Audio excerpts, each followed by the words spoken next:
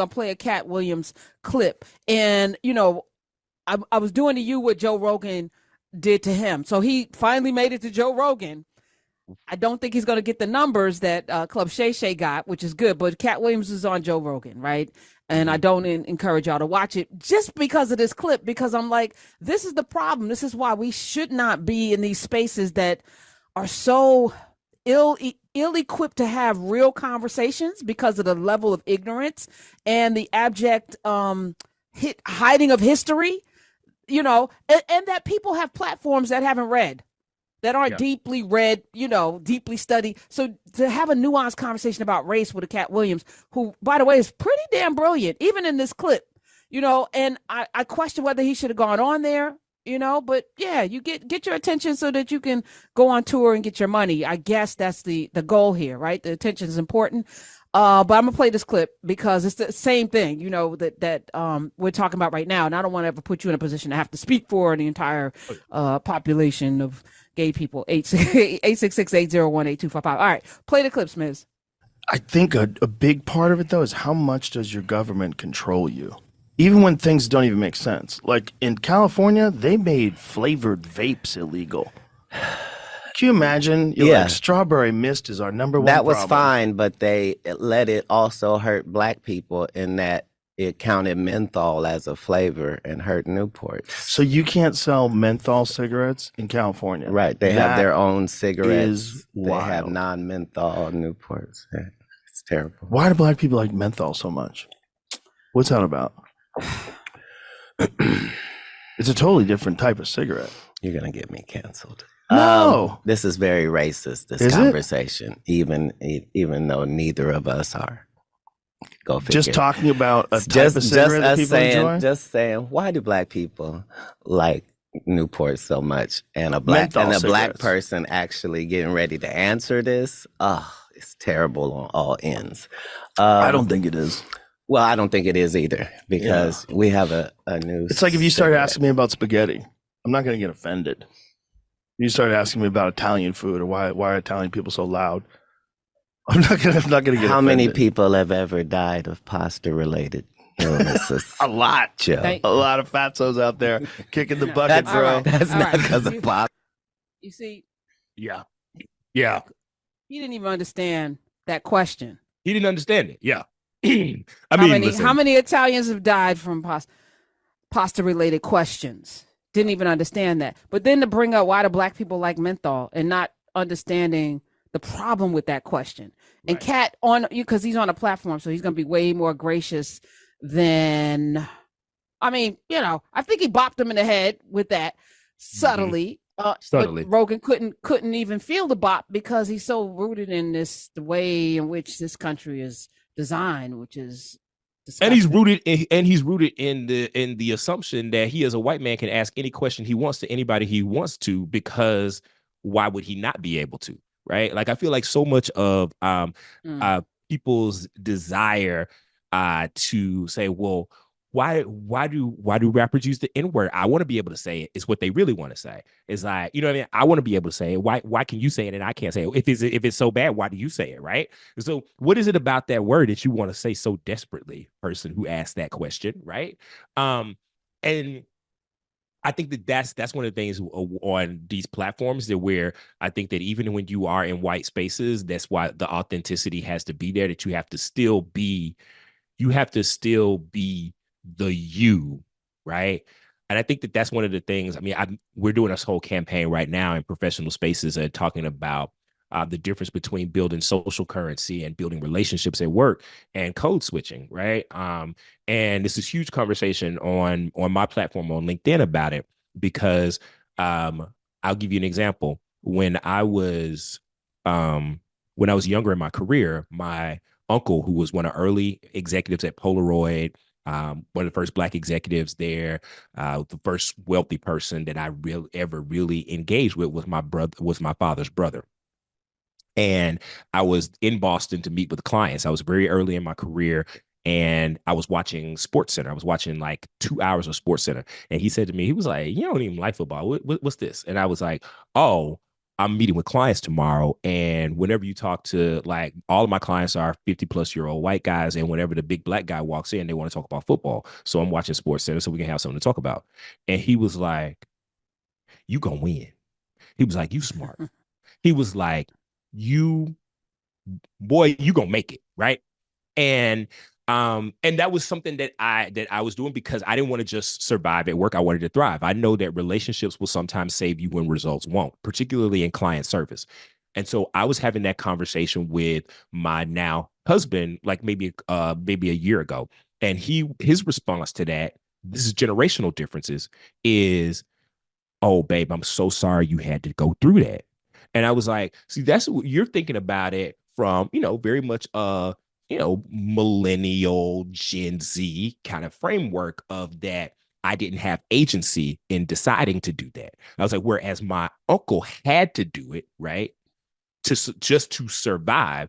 I made the choice to do that because I had agency to make that choice because I wanted to thrive. It was a tool that I used as opposed to being something that I had to do to survive in that environment. And I was like, you have the option, have optionality without necessarily the same context that my uncle lived through. And I'm giving you my context so that you understand that for me, it was a decision I made. It was an act of agency for me. If it was not an act of agency where I had to like contort and conform just to survive, it would have affected my mental health. I would have felt like, okay, this is assimilation. For me, it was like, oh no, this is a tool that I use to thrive. And that's where I want younger professionals to see you have the choice to do these things. Do not enter into spaces and situations where you have to do something just to survive that you're, one, uncomfortable with, right? Or where you have to change your hair or contort or do all these other things. But don't let anybody put on you a shame about using a tool where you have the agency to choose how you want to show up. And you can do that without conforming. That's not necessarily conforming and contorting. That is saying, I'm going to be smart about this situation to where it gets me to a space to where the people in the room decide that they're going to go and I don't know, go listen to a whole bunch of R&B because they want to have a conversation with me because I'm the relationship controller in this situation, as opposed to the other way around, right? So I know that when there are people who come into my office and talk to me about the fact that they know that I went to Beyonce and have a Beyonce conversation or a Beyonce reference for about economic impact of women this year, that as opposed to talking to me about necessarily Taylor Swift or even Barbie, I know that that is probably a tool of their agency and understanding how to read the room. And you should have agency and recognize that, and as that is not necessarily always the assimilation and code switching. Sometimes that's reading the room and building social currency. And I want our younger people to understand that there's a difference and there's nuance to it. And that's a missing art. I'm sharing this week, if you're in a space, and I tell my students this, the first thing you want to do is know where the power is. Who has the power and how does your company make money? And once you realize how your company makes money, then look at each department, right? Because that should determine the kinds of moves you make. Now get in the door, right? I got in the Daily News in sports and ended up on the editorial page and ended up writing books by the time I left. But you have to get in. But once you're in, then you make the relationships. And it is about the connection. People by people. Doesn't really matter about your talents. You can learn how to do a lot of things on the job. But if people don't like you because you're always complaining about this, that, and the other, and I'm not saying that you shouldn't go to HR, but HR works for the company, not for you. 866-801-8255. And all you're going to do is be a problem, which as a person with a particular kind of personality that, I like to be free. I learned really early, though, freedom is purchased through your actions and your relationships. And then you can flip the paradigm. Then you can come in and flip. You can't flip from the outside. You need to flip from the inside. If you're in a company, or form your own. But if you're in somebody else's house, you better know how that house works, where the dishes go. You better and it's not kowtowing. It's really smart. I can't even believe you watch football to be able to engage. I've been trying to tell this to my students. And fortunately, we have a crew of young people who've come through my classes who figured out how to navigate that space. But primarily because for 1, 2, 3 semesters, that's kind of been a conversation. I teach journalism differently.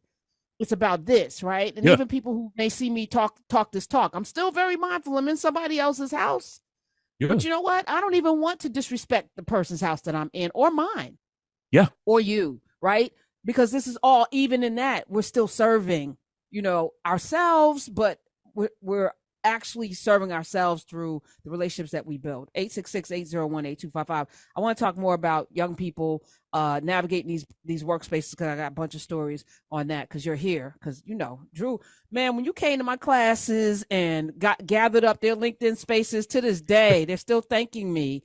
Really? And these were things I didn't even notice. Something as simple as your picture. Because I didn't feel comfortable telling them, girl, you got all your titties out.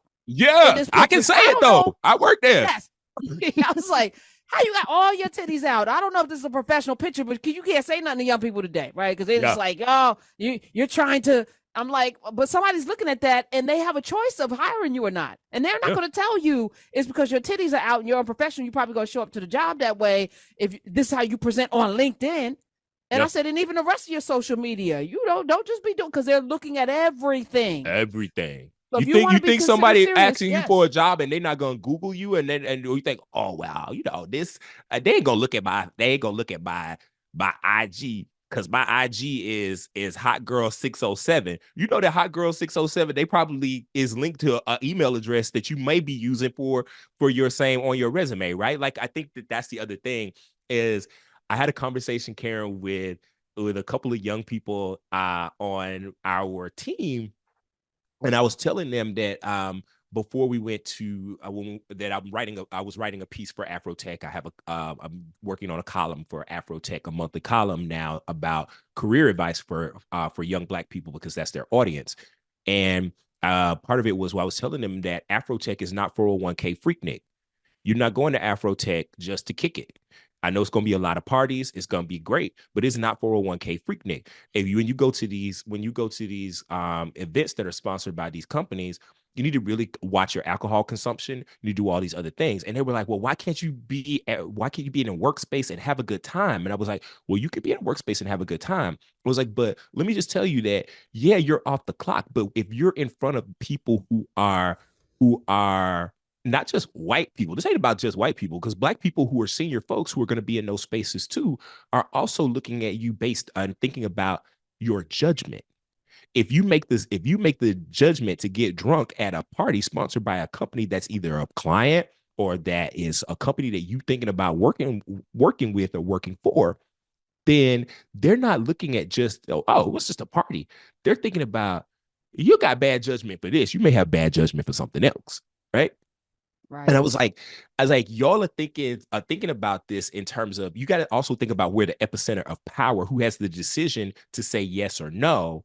And yeah, it may be perfectly acceptable to you and your peer group to get lit at a company event, but it is not acceptable to the group of people who may be the decision makers, right? And so you got to also think about culture and being able to read the room. And sometimes culture ain't black and white.